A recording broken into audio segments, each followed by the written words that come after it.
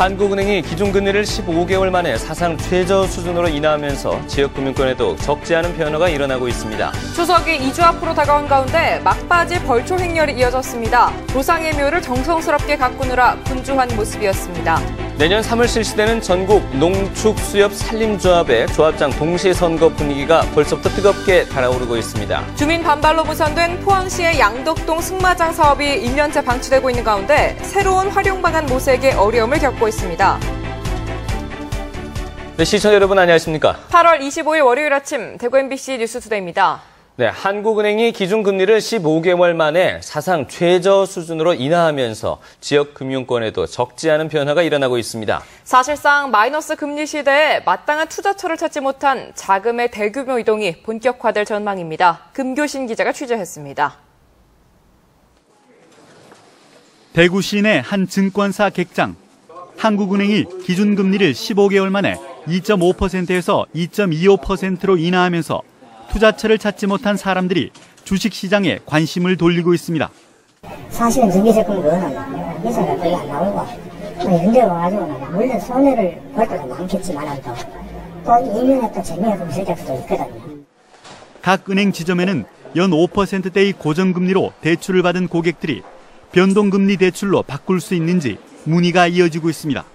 반면에 은행권에 비해 상대적으로 높은 금리를 적용하는 저축은행이나 신협에는 고금리 예금 상품에 관한 문의가 이어지고 있습니다. 증권사 등 투자회사들은 초저금리 시대에 맞춰 과거에는 쳐다보지도 않던 수익률 3에서 5%의 원금 보장형 상품을 잇따라 출시하고 있습니다. 이 때문에 위험도에 따라 수익 창출이 달라지는 상품들을 어떻게 선택할지가 중요해졌습니다. 일반 투자가들은 저금리 기조가 상당히 이어지기 때문에 거기에 대한 투자 패턴에 맞춰서 일시적으로 자금이 한 군데로 몰릴 가능성이 있다. 그건 상당히 좀 그런 부작용을 주의해야 될 것으로 보이고요. 투자처를 찾지 못한 상당수 자금들은 아파트 분양이나 상가 등 부동산 투자로 몰릴 가능성도 상당히 높아졌습니다. 상가나 오피스텔, 아파트 월세 수익률이 은행 이자 수익보다 높고 안정적이기 때문입니다. 그러나 대구의 경우 LTV 등 각종 대출 규제가 완화된 상태에서 지난 4년간 아파트 가격이 전국에서 가장 많이 오른 데다 수익형 부동산의 공급도 과잉돼 투자에 주의가 필요합니다. 지역의 경우 단기 상승이 높았기 때문에 조정 국면에 들어갔을 때 어떤 저금리로서 보는 이익보다는 조정에서 보는 불이익이 더 높아질 수 있기 때문에 좀 세심한 어떤 주의를 기울이고. 전문가들은 금리가 내리면서 물가 상승에 대한 압박이 높아진 데다 미국 금리가 인상되면 국내 증시가 출렁일 가능성도 있다면서 직접 투자에 신중을 기해야 한다고 밝혔습니다. MBC 뉴스 금교신입니다. 남북권 신공항 건설 수요 조사 연구 용역 결과가 오늘 발표됩니다. 국토교통부는 오늘 오전 세종시에서 남북권 신공항 건설이 필요하다는 내용의 용역 결과를 발표할 것으로 알려졌습니다. 지난해 9월부터 영남권 5개 시도와 공동으로 진행해온 이번 연구 용역 결과에는 남북권 김해공항이 오는 2023년쯤 포화 상태에 이르는 만큼 별도의 남북권 신공항 건설 수요가 충분하다는 내용이 담겨 있는 것으로 전해졌습니다. 한편 남북권 신공항 항공수요 조사 결과와 관련해서 권영진 대구시장과 김건영 경북도지사가 오늘 오전 대구시청 상황실에서 공동 기자회견을 갖고 남북권 신공항에 대한 입장을 발표합니다.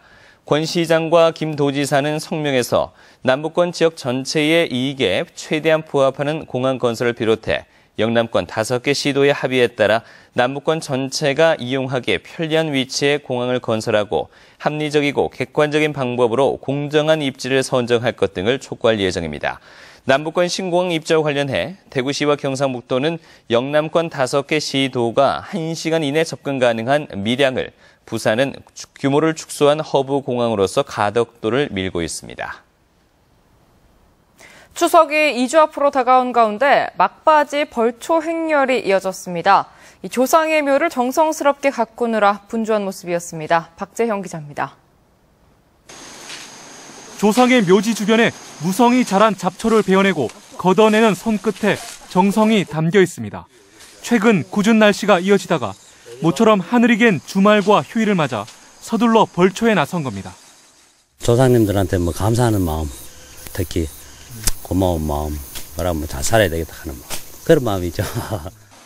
얼마 전 결혼한 아들 내외는 조상의 묘를 처음으로 함께 찾아 부모님과 함께 구슬땀을 흘립니다. 허리를 구부려가며 낫으로 잡초와 초목을 일일이 제거하다 보면 시간 가는 줄을 모릅니다. 벌초 대행이 보편화되고 있는 요즘 조상의 뜻을 기리고 가족 간의 정을 나누려는 전통도 끈끈이 이어지고 있습니다. 어른들하고 어울려가지고 이렇게 조상들한테 애를 올리는 게 이게 뭐 아무 참 적은 그거지만은 이 하나가 시작되는 게 바로 예절이 아니고 또 예절이고 또 정성이. 추석이 2주 앞으로 다가온 가운데 벌초 행렬이 몰리면서 일부 국도와 고속도로는 정체 현상을 빚기도 했습니다. 벌초 행렬은 추석 연휴 직전인 다음 주 주말에 절정을 이룰 것으로 보입니다. MBC 뉴스 박재영입니다. 대구시의회는 오늘 제227회 임시회를 열어 회계 결정권 등을 처리하는 등 사흘 동안 대구시와 대구시 교육청, 대구시의회 조직 개편안 등을 심의합니다. 대구시의회 기획행정위원회는 대구시 조직 개편안과 시의회 사무처 기구 개편안 등을 심의합니다. 또 대구시의회 운영위원회는 의회 상임위원회 조직 개편안과 대구 경북 상생발전특위, 남북권 신공항 유치 특위 등 4개의 특위 구성안을 심의하고 대구시의회 교육위원회는 시교육청 조직 일부를 개편하는 조례안을 심의합니다. 또 임시회 마지막 날인 모레는 제2차 본회의를 열고 상임위원회별로 심사한 안건을 최종 처리한 뒤 폐회할 예정입니다. 한편 경상북도의회도 오늘 제272회 임시회 제2차 본회의를 열고 경상북도와 경북교육청의 추경 예산안에 대해 경북도지사와 경북교육감의 제안 설명을 듣습니다. 제안 설명이 끝나면 황재철 의원이 도로관리 대책과 경북지역 적정규모 학교 육성 대책에 대해 도정 질문을 할 예정입니다. 이어 이진락 의원이 경북도 금고의 효율적인 운영 대책과 신라 왕경사업 추진 대책에 대해 장용은 의원이 도내 도시가스 공급 확대 방안과 특정 지역의 교원이 편중 대치되는 문제 대책에 대해 질문할 예정입니다. 2015학년도 대학 수학능력시험의 응시 원서를 오늘부터 다음 달 12일까지 받습니다. 고3 수험생은 재학 중인 학교에, 졸업자는 출신 학교에, 검정고시 합격자와 기타 학력 인정자는 현재 사는 곳 교육청에 원서를 내면 됩니다. 접수 시간은 오전 9시부터 오후 5시까지고 토요일과 추석 연휴를 포함한 공휴일에는 원서를 받지 않습니다. 올해 수능에서는 국어와 수학 영역에서 각각 A, B형 유형 가운데 하나를 선택해야 하고 영어는 단일 유형으로 실시됩니다. 올해 수능 시험일은 11월 13일이며 성적은 12월 3일에 발표됩니다. 전국 농축수협 산림조합의 조합장 동시선거가 내년 3월 처음으로 실시됩니다. 지방선거 끝나기가 무섭게 벌써부터 분위기가 달아오르고 있습니다. 이정희 기자입니다. 처음으로 치러지는 전국 농축수협 산림조합장 동시선거가 7개월 앞으로 다가왔습니다. 내년 3월 11일 전국 1159개 조합, 경북에서는 199개 조합에서 동시에 선거가 치러집니다. 유권자 수는 경북만 50만 명이 넘을 전망입니다. 처음으로 실시되는 조합장 동시 선거에 대비해 선관위는 벌써부터 준비 체제에 돌입했습니다. 경북 선관위는 공정선거 지원 인력 80여 명을 확보해 다음 달부터 도내 각 조합장 선거와 관련한 정보 수집과 단속에 나설 계획입니다. 법적 의무 위탁 기간인 다음 달 21일부터 선거관리위원회의 조합장 선거관리, 지도, 감독 업무도 본격화됩니다. 농협중앙회는 자체적으로 홈페이지에 부정선거 신고센터를 개설하고 신고 보상금을 1억 원으로 올렸습니다. 하지만 혼탁 과열 양상이 예사롭지 않습니다. 출마 예상자들의 자기 사람 심기와 세불리기, 선심성 사업에 대한 제보가 나오고 있습니다. 직원을 뽑는데 이사들을 데려다 놓고 이사가 심사를 해서 뽑는다는 게 말이 되니 선거 앞두고 이러니까 자기 편 만들려고 그럽니다. 규모가 상당한 만큼 지방선거에 못지않게 단속력을 집중을 해서 깨끗한 선거가 되도록. 처음으로 도입한 전국 조합장 동시선거가 불탈법 선거 풍토를 개선할 수 있을지 주목됩니다. MBC 뉴스 이정희입니다. 대구 시민이 청구한 사회복지시설 종사자 처우 실태 및 개선 방안을 위한 시민정책 토론회가 오늘 오후 3시 반 대구문화예술회관에서 열립니다.